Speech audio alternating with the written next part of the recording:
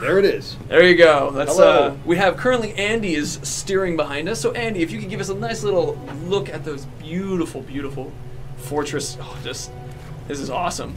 Oh, look at the sun in the left too. I love that. So you get a nice shot of the vista there. Nice shot of the vista indeed. So we were talking a little bit earlier about the start point, how important it was about even the whole process on where to put the start point. Yeah, for sure. I mean, you know, we do spend a fair amount of time thinking about the start point, and when we think about the start point and we talk about it, what we're trying to do is we're trying to make sure that all of the key iconic visual elements that make up this space are sort of there for the viewer to see. So set the tone, set the emotion, because at the end of the day, really, all we as artists are doing is trying to create an emotional response from the consumers, and we use all of our tools in a toolbox. We have, you know, our silhouette, our shapes, our color, our value, our light.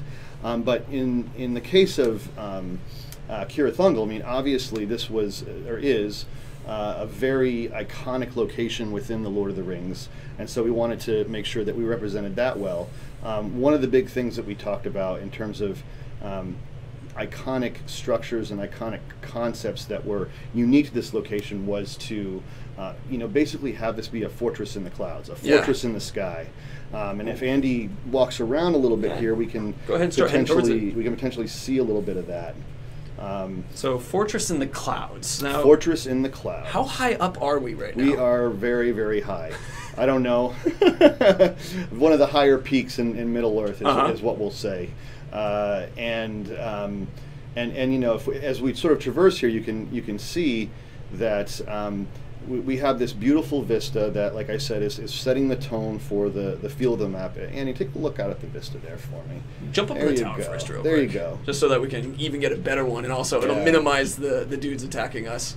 Because when we're playing this, we're actually doing this in-game, so there's going to be a potential of even an ambush if we're not careful. But anyway, oh man, so, I love that. This gives us a nice view of sort of, you know, what we were trying to accomplish. I mean, the other thing too, in terms of the start point, you know, we wanted to make sure that that fortress was elevated, so we got that sense of scale. Right. We got that sense of power of this you know, iconic, huge, massive structure sitting on top of the cliff edge, oh, that's which fantastic. which of course also adds to a good sense of verticality, as well.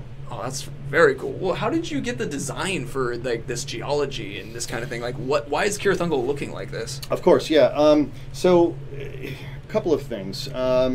You know, it is Mordor, and this was one of the locations where, you know, we wanted to focus on the geology, sort of having these jagged, strong, aggressive sort of rock formations that set the tone of it being in Mordor.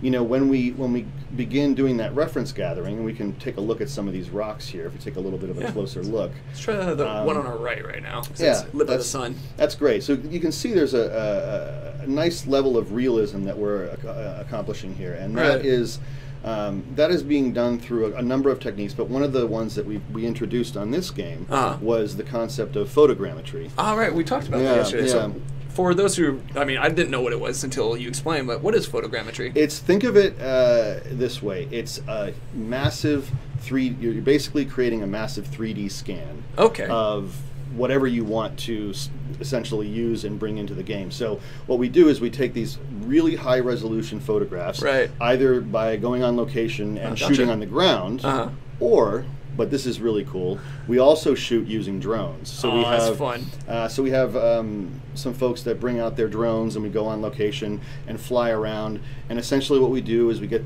like I said, these high resolution photographs. We scan all this information, and then we bring that into the engine, and that helps generate the geometry and then also the materials. Oh, that's fantastic. And it's a thing that's been around for a long time, but it's sort of newer to games. It used to be, I mean, it started out with, you know, being used by cartologists and by the government in terms of trying to get, you know, basically intelligence on information. And it's been used in film for a good amount of time, but over the last couple of years, it's been introduced into games, and it's it's really helped bring that level of realism and authenticity right. Up to a whole nother level. Oh, that's amazing. And for a reminder for everybody watching, we're playing this at 60 frames per second, and then because we're on Twitch and YouTube and that kind of thing, it's at 720p. So we're actually, the TV we're using is 1080p, and then we have 4K, and so just as a reminder, like, if this is how it looks at 720p, so you guys have a standard to know.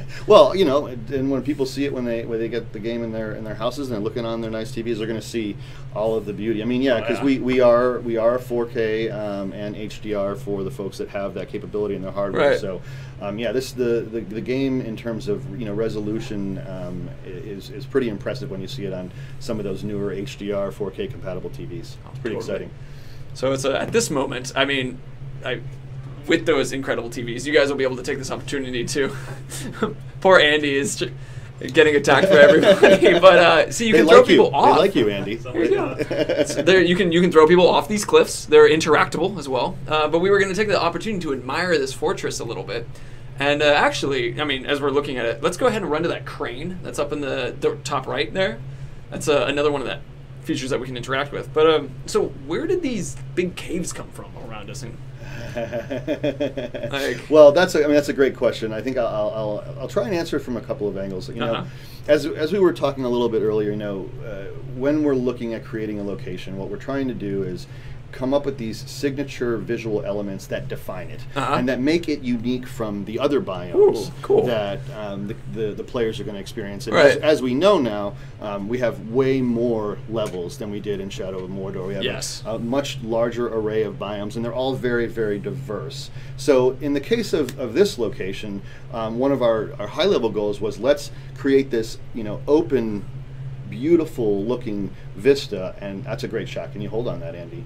And then we wanted to contrast that on that with this massive cave structure. So what we're looking at right now is actually about 1/6 of the level. To our right, 1/6, something like that. To our right is a massive cave structure. And so this goes into some of the other stuff that we were talking about the other day, and the concept of spatial psychology. Right. Ooh, and there's going to be some great examples of that too coming up, which if you want to start talking about, we can, but there's certain call-outs specifically. Let's do it. Okay. So to jump to some comments that I've been seeing going through, I think my favorite one was a couple people who I can't, some people are like, oh my god, I love rocks, and some people have been asking to look more at the rocks. And so I'm not sure how sarcastic some of these are, or how from the heart, because I'm watching the rocks, I'm like, I think they like it too. So, man, we love the rocks. We'll watch all rocks. Rocks are cool. Rocks are cool. There's a lot of rocks in the game. There's a lot of rocks in the game. So with that, actually, let's go ahead and show off a little bit, because before we get into spatial spatial psychology. Sure. And I wanted to talk a little bit about our Terror Tribe, which is currently here, and I want to show some more concept art now that we have a chance. What we have now showing up on screen is one of the concepts for what the Terror Tribe would look like, and this particular one's in the snow. But let's talk a little bit about why the Terror Tribe is this particular art style. Yeah, great question. Well, let's see. I mean, we have a bunch of tribes. We have 7 that we're going to be releasing with the game. Right. And the first high-level goal was for each of them to have their own unique look and their own unique visual style, their own unique silhouette, color palette, all of these things. But the Terror Tribe in particular, their name suits them well, because they're all about being terrifying and intimidating their enemies and celebrating their kills and basically putting them out in display. And so there's a number of key visuals that are sort of spiced around the fortress and also around the entire level when the Terror Tribe is owning a location. Right. But one of the jokes that we had internally is when we first started doing the concept art for this was, and I brought in some books, and one of the books that I brought in was The Book of Pain. So this book had all kinds of interesting pictures and descriptions of different types of medieval torture. Right. And most of these torture devices were used to get information from the enemy. Is that related to what we're seeing on this particular thing behind us, with the Graug? And that exactly. So you can see up on the top of the spire there. Let's actually transition to showing the spire real quick. So we're going to go back in game for this. So at the top of this spire, correct? Oh, sorry. Oh, don't worry about it. Yeah. So at the top of this spire with the Graug who's being hung there, which I think my favorite comment was, no Graugs were harmed in the making of this fortress. No Graugs were harmed, I swear to God. No. So yeah, I mean that right there is a really good example of some of the concepts that I'm talking about, and you can see. I mean, okay, first thing to notice is we all know how big a Graug is. Graugs are huge. Oh yeah, they're huge beasts. But look at how small that is, and that is at actual size relative to the scale of the fortress. And so right there you can see that Graug is being tied up, and the Terror Tribe is basically letting everybody know, you want to come closer to this fort? Well, this could happen to you. Oh man, that's an awesome one, and we can do it to a Graug of all things. So yep. Man. There's a couple other ththings too, like you can notice on that spot on the top fortress spire, and also to the left garrison, there's these blades, these sort of big metal blades. Let's go ahead and start moving into the fortress, and we can see some of them up close. Yeah, we can take a little bit of a closer look there. Oh, here's some cool stuff. Oh yeah, I would love to hear a little bit more about, like, because there's a giant gap in this fortress. Like, why? What's going on here? Yeah. Again, it's going back to that concept of spatial psychology and also playing with verticalities. Okay, so right here's an example. We just came from this big open area, right? And there was this big expanse, and we're getting this sense of a beautiful vista. But now we're coming into this fortress, and we're going into these contained and sort of more contained environments. And the goal of that, and it's interesting because it is fairly scientific, that and there's been these studies, for example, where they've rigged up human beings, put some sensors on their brains, and studied the brain responses when they were in contained locations. That's really cool. And then sort of came out of a contained location and went and looked at a vista. And I mean, this is just such an animal response. I mean, think about it. We are all journeymen. We're all travelers. We're all explorers. And so that's why when people are playing games or they're watching films, you see those beautiful panning vistas of a location to set the stage. It's because that gets people excited. So right now, I guess we can control everybody's brain for a moment. Andy, if you could turn around and go ahead and head us upwards. We're going to make everybody have this moment of like lighting up our EKGs and that kind of thing. Yeah, for sure. Well, that'd be fun. Yeah, for sure. Let's see. And this is, this also, we like to have fun with designing opportunities for really interesting traversal and cool verticality.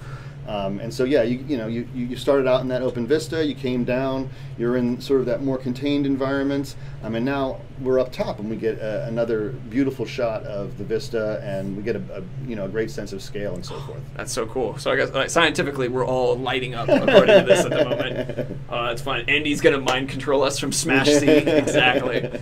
So it's check out the guys on the spikes right there. Yep, there's another example of the Terror Tribe just making sure that whoever's coming up here knows what they're heading for. Right. In fact, we can see a little bit of a closer shot of the Graug here on the gatehouse. So he's actually attached to a torture wheel. These were things that actually existed in medieval times. So once again, us bringing that level of authenticity into all forms of torture. I mean, it's both appreciated and that's crazy. Let's actually to another opportunity, because we talked about the size of this keep and that kind of thing. Yes. Let's Andy, let's go ahead and start climbing it. And there's a story that I loved that we're talking about, which is, how did this keep get here? And that was a question in chat even. They're like, why is this here? Yeah, so from the highest level, I think the way we think about this stuff is, we go to world story, and when we start building these environments, we're always talking about, what is the world story? What is the history? What was here before? What's here now? Because it's interesting. Human beings are so trained to be able to know when something doesn't look real or it doesn't look authentic, and when you have these layers of history, which I'm going to get into in a second, it just it increases that sort of world story and that sense of history. So this particular it's a great shot. I know.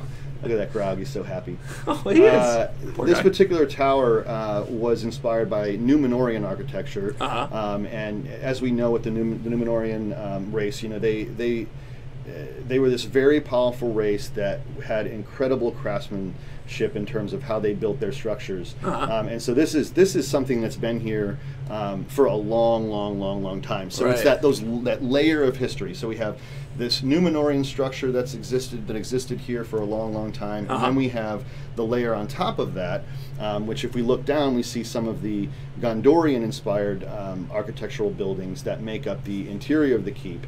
And then, of course, on top of that, we have the inhabitants that we're currently seeing in the time frame that the game takes place, which is the orcs. Right. So they've basically taken this over and made it their own. And in the particular case of what we're looking at right now, this is the Terror Tribe, and that's really one of the amazing, unique features about the game, is that depending on every player that plays this game, depending on what overlord is in charge here, they're going to see a fortress that's going to look completely different and custom catered to that particular overlord and your play. But even more, the lighting changes. So the lighting that we're looking at right now is the lighting atmosphere and mood is associated with the Terror Tribe. So each one of these tribes affects the entire world. Right. So, so the sun is a different color right now then. So go ahead and actually give us a view of like that red sky again. So if we had, let's say, the Marauder tribe here. Yes.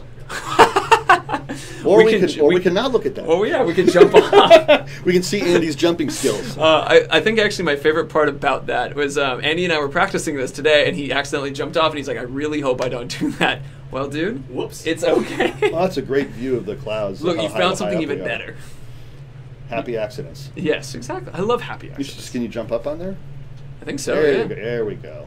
Ooh. Yeah, you get a really good sense of the scale. So yeah, as you were saying, if this is the Marauder tribe, for example, it would be a clear blue sky type day. Not nearly as much atmosphere, and we do that because the Marauder tribe is all about pillaging and stealing everybody else's treasure. Right. And so what better way to show that off than to have a nice clear blue sky and get that nice hit of speck on all that gold and silver.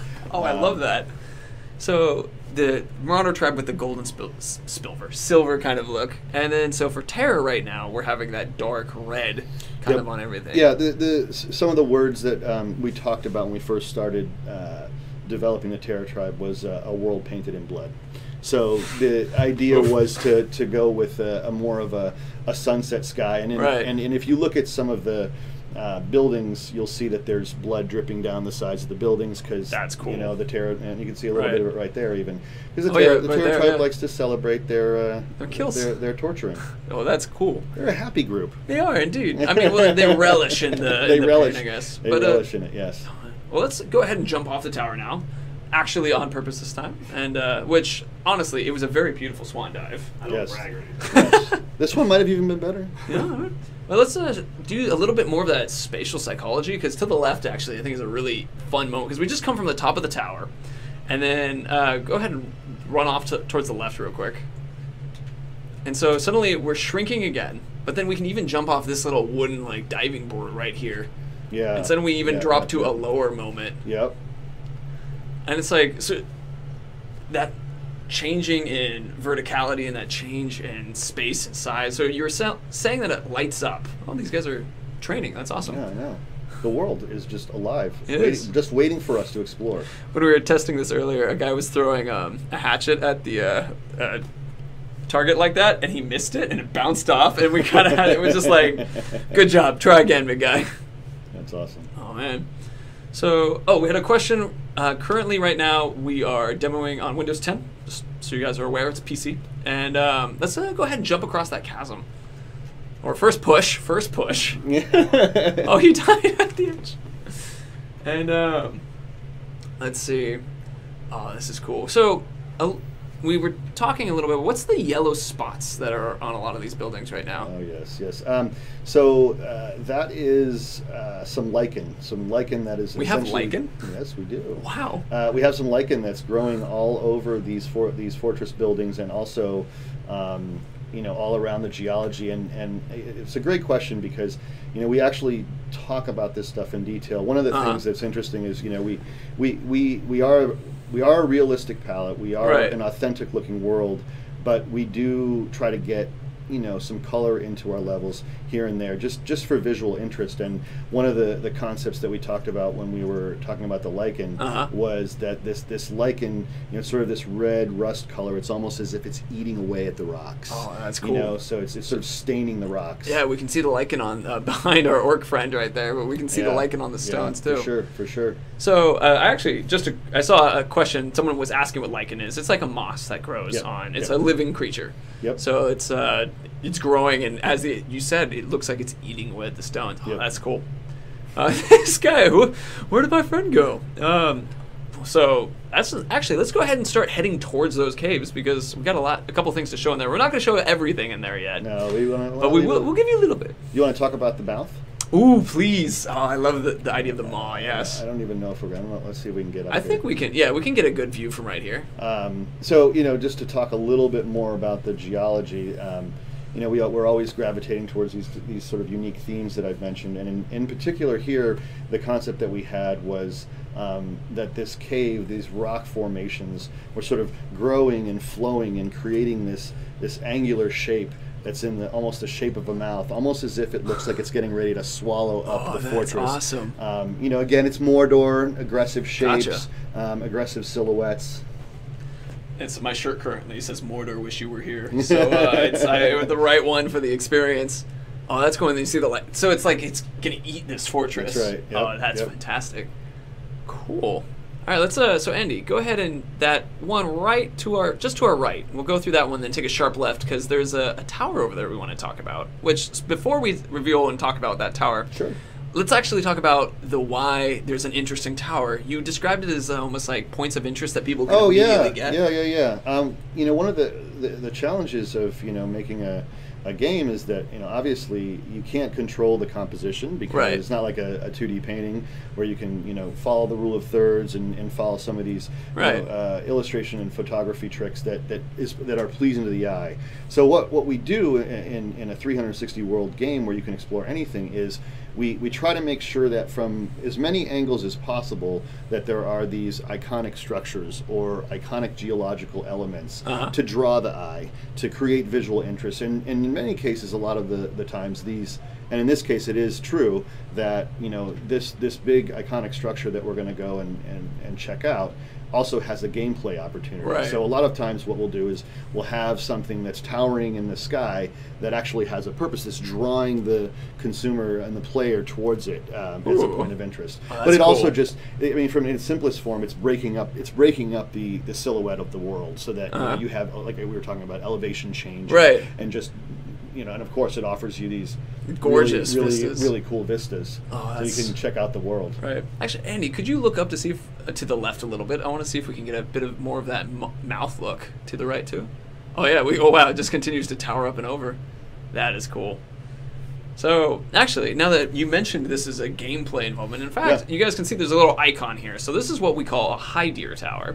Basically, these are the exchange of what we have now is, instead of the Tower of Silver, we use these. And so they're allowing you to look and find new points of interest, including things we call Sheila puzzles, which we'll let you guys find.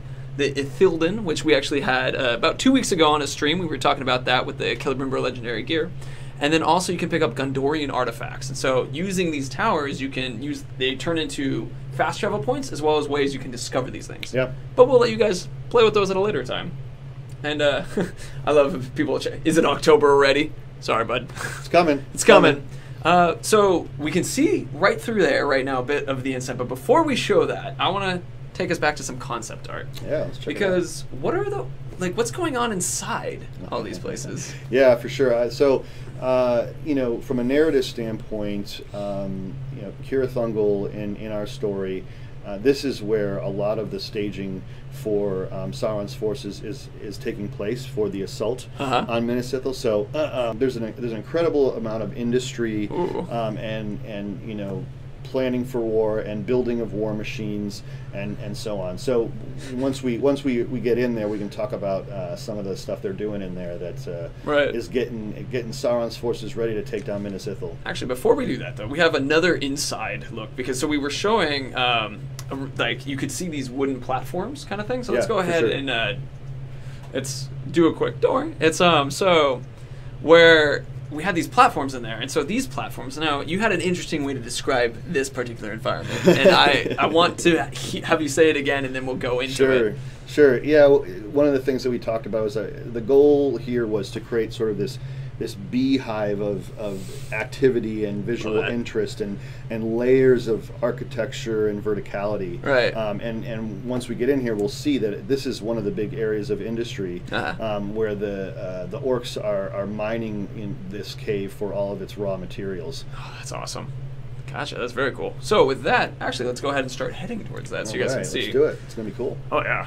And so I think I saw Urg's Hollow in there actually made a comment saying concept art is too OP. I particularly liked that. Oh man! And so a couple people asking a few questions related to this, and sure, it's I actually have a question, but I want to. So people were saying, are these caves goblin related at all, or?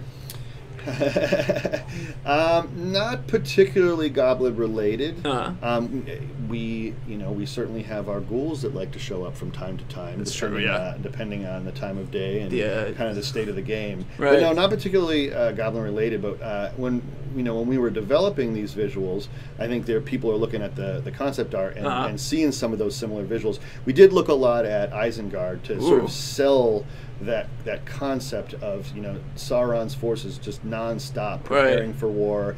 And another thing that's interesting to talk about too is some of Tolkien's themes. One of the big themes is the concept of over-industrialization of the world and the fall of nature. And really that's one of the big concepts that we were excited to be able to really sell in this game versus Shadow of Mordor. So like this shot right here, the joke that I have with my team was like, this is one of my dreams coming true. All of the layers and layers and suspended bridges, even all of the little torch lights, just this sense that there's just this industry that's forming and these rocks that are being grafted and mined. I mean, to create all. You can see they're carrying them right now. Yeah, they're carrying them right now, getting ready to take out Minas Ithil and whoever else is in their way. Oh, that's cool. They comment that it's when we were talking about Isengard. There's a YouTube video where they take Legolas and have him talk about they're taking the hobbits to Isengard. It's a techno, and now a couple people in chat were singing it, and it's now you put it in my head, guys. Thanks. I'm trying to focus. Oh man, I love the way that you can see the sparkles of like the dust from that one beam of sunlight. Yeah. That's lots of little atmospheric tricks that we use here. I mean, atmosphere is everything, in terms of creating a mood. And in this particular area, we really amped up the fog and the particles to give that sense that there's all this activity, and it's almost like the industry is choking the air. Right. And again, that's a concept of creating a mood and creating a feeling and trying to get an emotional response from our players. Oh, man, it's so pretty, and I love how you can see it look back out and go in that direction. There's your spatial psychology. Oh, you're right. It's that moment of like you're compressed and then you have it open. Yep. Oh, that's cool. Let's see. We have I'm looking for a couple questions, just as I'm curious, but I had one a second ago that I thought was pretty fun, which actually, I think we were running through this yesterday because I wanted to tell a little bit of stories. So sometimes this is a bit slippery, and we've seen orcs falling off some of these rafters. In fact, just a second ago, we saw, when Andy and I was practicing, an orc stepped on a mine and blew himself off. Yes. It's a very safe place. I was about to ask. It's a very, very safe place. I was about to mention, like, it just when we're looking at this, you can almost see a bit of ingenuity, but also that kind of level of like, slap it together. Absolutely. Oh, that's a great point. I mean, the orcs are interesting. I think that poor orcs get a bad rap. Really? They get a bad rap. Yeah. Because I think that a lot of folks think of them as being sort of mindless soldiers, and they're not very intelligent, and they don't really have personality or anything like that. But they actually do, and I think that's one of the coolest things about the Shadow series is that because of the Nemesis system and because of the way that we've sort of developed these unique characters that are different for each gameplay, we're really expanding what an orc can be, how an orc can talk, what he can say, but also what he can look like. I mean, with our tribes, there is a huge expansion of visuals that, I think it still looks like this is an orc. He feels like he fits in this world. Right. But we're showing so much more personality in the orcs in terms of the design of them. That's cool. I love to hear that. And actually, Andy, continue on to there's another crane that I want to have us run to because it adds a very fun opportunity. We could also check out the boiling mud down at the bottom. That's actually, the crane is a perfect transition to it. The boiling mud. It's that's happened to why we like the position of this particular crane. This goes back to your spatial psychology again, because now we were in this big open area, but just a quick little step off the top of this, and suddenly we're back into an enclosed, quiet, hot, burning place. And you were telling me, what's with the boiling mud a little bit? The boiling mud is cool. Oh, that's it. It's cool. That's all. No, it's again. I mean, it's an environmental hazard, which is really cool. But it also sets that tone, the tone of danger, right? The sense that they're mining this location, trying to get whatever materials they can, and that it's a dangerous place, right? And it's not like we just randomly say, oh, let's put a boiling mud pool here. No, we put it here because it's helping to tell that world story. Right. It's a visual that represents danger, and that I think represents Mordor really well. Andy, you should see if there's an orc that maybe is nearby that mud pit. And there actually there are 3. What might happen near there? We did just get a request in chat for that very thing. Oh, well, that's perfect. So as you guys can see, see. So he might come back later. You never know. Man, he might come back. That would be an interesting. He'll remember. One. He'll remember. He'll remember the boiling. And this one, as Andy put it earlier, one particular sauna for him alone, personally. I love the fact that it splashes mud and then there's the fire that comes after that. Yes, it's toxic. And then, when you see some of our orcs that have the burns on their faces, where do you think they were?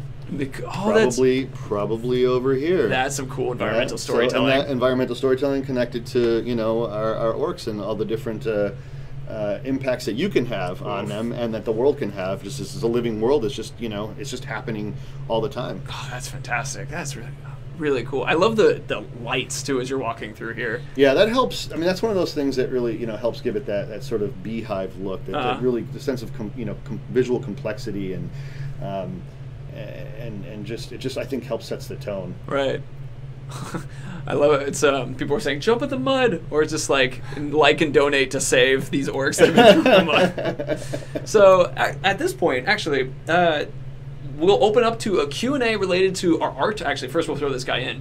But we want to have. Yes, we must do that first. This is very important. Oh, look! You can see the guy floating in it after he fell in. Oh, that's nice. He's taking a bath. He's taking a mud. His skin's gonna be so soft. It's a mud peel. It's a mud peel. I mean, his skin will peel off with it. So it's very good. So we have looked at like a very tiny sliver of this cave. There's all kinds of interesting stuff in there. That's awesome. I mean, this is such a small sliver of this entire level. Yeah, for sure. And then it has so many. Oh, that's very cool. I love that. I mean, and let's go ahead and transition back. How much are you willing to sacrifice? To suffer? I have given up everything. Not everything.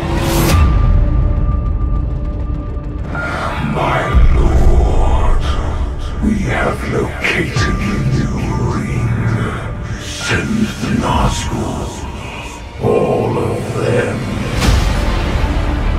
I know what you fear, Tali. The ring can enslave the minds of men. We must hold to our purpose, no matter what the cost. I will not let them be slaughtered like my brothers at the Black Gate. We need to build our army. This is just a beginning. Sauron will not stop until all of Middle-earth is dominated.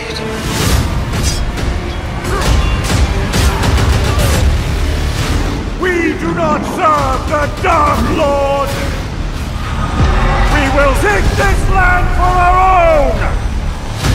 You fight for Mordor! You fight for the Bright Lord! What new devilry is this? I come for you, Town of Gondor. Try not to kill him too quickly. The new ring. Our ring is not marred with his shadow. It is perfect. I strike down men corrupted by these rings. Do not become one of them. When the time comes, I will do what is needed. Submit to your destiny! Run to your master! And give him this message! I come for him!